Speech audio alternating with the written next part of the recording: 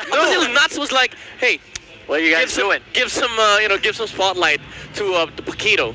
Oh, yeah, and right now, as we're seeing a lot of changes. Well, RSG knows how to handle their cards right. It's a Paquito for Nats, and now at some point in the game, a Paul will show up. So you only have until the timer runs out. And so comment down your prediction with the hashtag SmartPowersMPLS11. So make sure you guess it correctly, because one lucky person will win a redeemable in-game code. Remember, keep an eye on the Paul, folks. So right now, let's go back to the game. Who's on the better side right now in terms of early game? Because as they say on the keys to victory, the jungler takes the way of starting up their pace. Yep, we're gonna have a lot of fun here. I didn't see the Hanzo, right? But everyone else seems to be in their form. Even King Kong on the Benedetta. You're right. I think this is still a damaged Benedetta. Yeah. Because I feel like they are gonna need to amp up that early game to mid game, and you do that with a jungle Benedetta. You don't do it with a tank. Yeah, they have enough True. tankiness with the glue and the Franco. Yeah, speaking of Benedetta, Rockhart, we have King Kong ranking 1 on the unique heroes pick, 11 unique heroes in their start of the season. Wow, how's that, Midnight? A lot of heroes pulled out here by TNC. And again, this is the advantage of having these kinds of players. You do bring that chaotic flavor, even outside the game, just the drafting stage alone. If you're a Coach Panda, you have to think about the different options for King Kong, and it kind of disrupts the way you think about What they can do in order to cross the bridge later on. That still goes into their win condition of the fundamentals, right? They have to, basically, if they have to know if they can win the lane. If they can't win the lane, then try something else. Because right now, I believe, I still stand by what we said earlier, that TNC's early game is a lot better. Although right now, with the help of Exhort, seems like First Blood is on the side of RSG. very, very big kill here for the Raiders. They get the kill onto the Beatrix. That allows Ammon to just have a better, have better resources and have better time on the laning stage with H2, bottom lane. Yeah, it's actually, I don't super like this because obviously it's very difficult. But you gotta put pressure on the glue. You gotta remind him that you can't just do anything you want on the map, bro. Yeah, so we're talking about macro coverage here, macro and micro, in terms of getting the... Boom! Goes the Dynamite as Nats expends that flicker to take out Escalera on the bottom side. But looks like RSG still going to be quite happy as they do also get that turtle. This is not how you want to play if you're TNC. I don't know what Bentings is doing top lane. I mean, I understand that you want to protect your gold laner, but this is not how you want to utilize Franco. They have to play like how RG used to play when they first met. And Light, at that time, was just all over the map. He was throwing hooks here and there, everywhere. And RSG, they're not feeling the fact that there is a Franco in the game. That's why they're able to pull out moves like this, because they know for the fact that Bentings has been sitting on the top lane for 2 whole minutes. Okay, this is a question for us that we need to leave on the table, because right now it's Light and Exort doing all the vision, doing all the ganks and pokes, and as we are trying to say here is they need to get more coverage and vision, because TNC right now, as 1 kill has been given to the side of RSG, they would need to have a trade for that, because on how Exort and Light is rotating, they're putting TNC on the wall slowly to not respond to the possible threats later on. Yeah, the other disadvantage of having Bentings just basically on the top side is RSG can do crazy stuff, and they know they won't get punished, right? They're not. The other lanes are not scared. The Franco is just on top. Yeah, RSG, they're happy with this. They're happy with what is happening on the top lane. Both heroes that are sitting near Eman don't get any gold or XP from the minions, even though Bentings does that as well. But there is no sort of pressure for TNC on the map. Like RSG, again, they're happy to just sit with what they have right now. The gold is on their side, and they still have the the better objective securing hero, which is the Lancelot.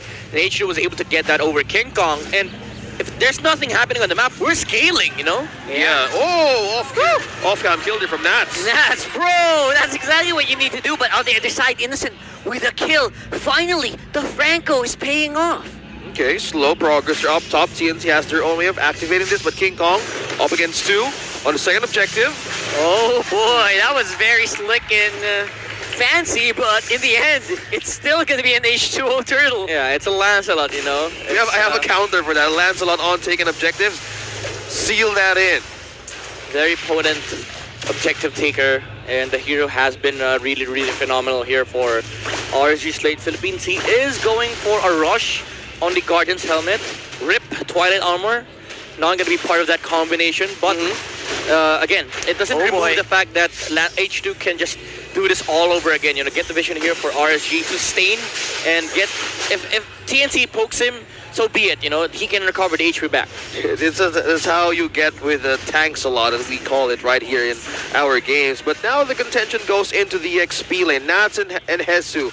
A Glue versus a Paquito, I say it's a bit of a back and forth situation in terms of push. But Nats has been winning that lane, Yeah, bro. Hesu has been losing pretty hard, you know. Oh my god. It's not even about Nats winning. that. Hesu has been losing hard. He's flickering out for basically just Exhort diving. He's not even using any big battle skills or anything. I say the presence of the Kadita is mostly important in the side of RSG because you either use resources, burn one out, just how they do it here. 2 versus 1, and then Hesu is really having a hard time pushing it through it. And no damage even for a turret onto Nats. Well, the thing is, you might say that. Oh, that's hot. Yeah, all right. Exort's presence, yes, on the bottom lane is a factor for Hesu to be concerned, but he was solo killed with Paquito earlier on. Yeah. That was off cam, so we don't remember quite. But yeah, Nats has been winning over and over again, and I gotta say, TNC, they gotta find a small opening here somewhere because they can't keep this tempo up. Well, speaking of tempo, that's one thing they need to do. Oh, that's What is happening? These roamers are flickering insanely well. Oh man, but of course at the end, RSG's team play on the top side will enable them to keep things in check. counter flicker, counter set. No setup for these two teams. Third turtle is up. Positioning wise, H2 has a better view. I mean, as much as the flicker block was nice from Bentings, there was no follow-up damage. Yeah. And Light was able to flicker out. Fury hook! Oh my god, Exhort, obviously that's a Kadita, but man, that was pretty close. Right hands is low. King Kong, what you doing? H2O just singing, King Kong ain't got nothing on me. Yeah, I mean, it's a Lancelot, you know, what could you do? What makes it so viable in terms of his objectives? I still have a counter going with it. What's the factor here? Again, Lancelot. It's a Thorn Rose Retribution combination. You know, the damage is just insane, especially if you time it really, really well with the second tick of the damage. The thing is, Benedetta is also a potent turtle taker, because if you fail the Retribution, if you miss by like a little amount of HP, you do get that, you know, that last tick of damage to take a turtle. But H2 has been really on point with the Retribution timing, and sadly for King Kong, he falls as well on the top lane. And this is where the comfort comes in, right? It's so easy to do that with a hero that you played thousands of times, probably. Yeah, I was gonna say millions, but that's unrealistic. You play this thousands of times, you know you have the advantage with the Retribution Thorn Rose combo. Yeah. You're just gonna take these turtle fights over and over again. Yeah, speaking of fights right now, Light has his immortality. That's why he keeps on jumping all over again. No matter how setups of Bentings could be counterproductive with an iron hook, then you get a counter setup, flicker, whatever. But now, if it's Eman, he's rich. That's translated from this Tagalog headline right now. He's ranking GPM? first in the gold per game with 15,003. I don't know how, if that's accurate. I know, right? I was like, 15,000 GB. I'm like, what? wait, we'll have to double check that later Yeah. on. Maybe total average, I don't know, we'll talk later. But for now, it's going to be, once again, H2O is diving. He's the front line here for RSG, while Light is on the side, just trying to see if he can pick someone off with the Tyrant's Revenge. But of course, CNC, at least for the meantime, to keep it steady, not going to give away anything. Again, this is the poke and prod from H2. You know, the Lancelot can just continuously do this. Oh, nuts! Oh, beautiful hook there from Bentings. Once more, you can be as good as anyone can be. But if you get hooked and you get bloody hunted, that's it. Again, Bentings has a dedicated TikTok for that. How to even land the perfect hook. And he just did it, and it just keeps on going. Look. All right, here's the firepower coming in from TNC. There's that firepower I've won in the season earlier on. That is a brutal combo. And once more, it's going to be Light trying to answer quickly. And that's Innocent going down. Where's Hesu though and King Kong? They're definitely in a better spot. compared to the last minute. This is what you call in Tagalog, nagkabigayan, or they both gave each other. The give and take. The give and take, you know? Yeah.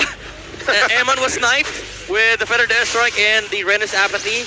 And Lai was like, okay, I got my own play too. Flicker ulti. As Leo says, it's a wash. It's a you wash, know? yeah. It's usually just a wash when everyone is just even Stevens. No one wants to give away anything. Well, right now, TNC needs resources, and they're letting RSG is letting the Phoenix Army close. And if they contest this could be a possible danger for TNC, because right now they're lacking of the items in terms of the damage to counter that. Yeah, especially since King Kong is on Molten Essence, which means he is a tank. Yeah. I'm actually surprised that Light didn't even use Flicker at that point. So I guess it was just a short-range jump. I thought he pulled off a Honda Beast there, but it turns out like it was just a normal engagement from Light. And yeah, again, that is the storyline of the team fight. Both teams are eyeing at the the gold laner, especially with TNC having such a long range nuke with the Feather Death Strike and Renner's Apathy. But Eman, oh, what a huge fight there, Innocent. Target priority onto Emma. That's exactly what you need to do as a Beatrix. Oh, Exort could be in trouble.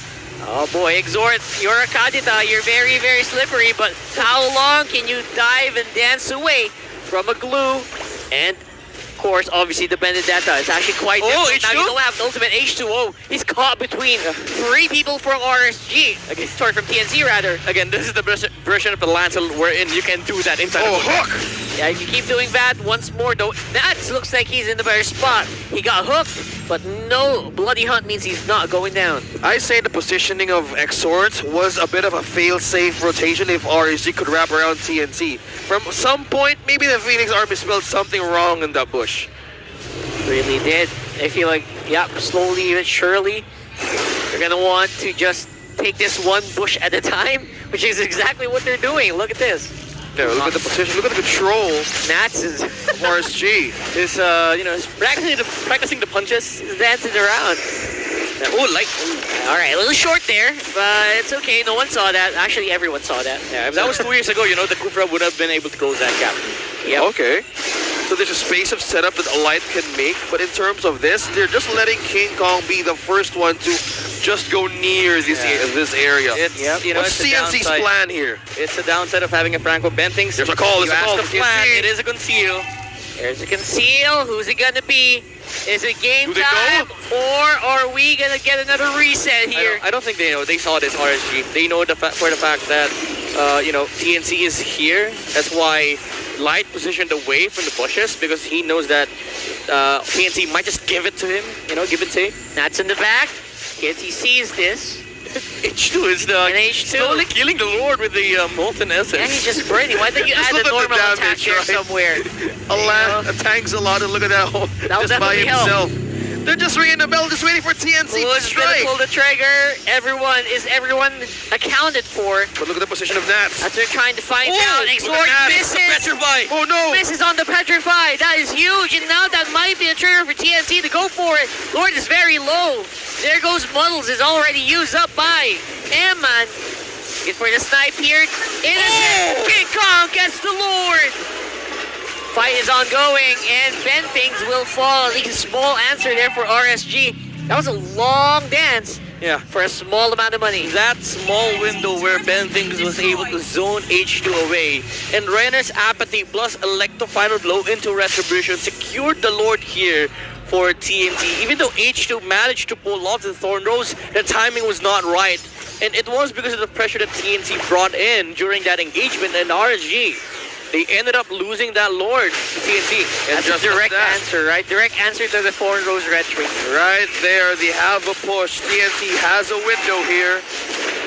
Okay, a great way of melting down the Lord, but Light catches one. Find Escalera, Purify is used, so they didn't take out the Force at the very least. I don't even think that was a Luminous Lord. I think it was the level 1 Lord. Yeah, it was. Yeah. It was just the normal Lord. Yeah, it was just delayed by RSG by a huge window, and it didn't even get to evolve.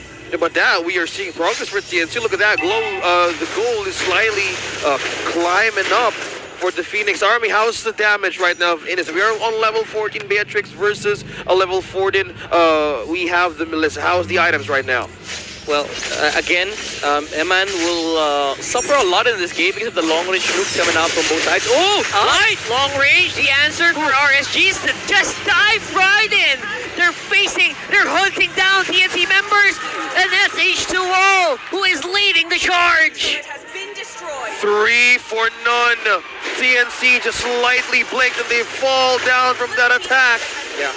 Again, we talked about how these engagements will work in favor of RSG. So if good. Light is willing to die TNT, they did take it, but they were not in position to take Eman out. The direct answer for the long-range artillery of TNT, RSG says, let's just dive right in. That's exactly what they're doing right now. Base is open. They will secure game one.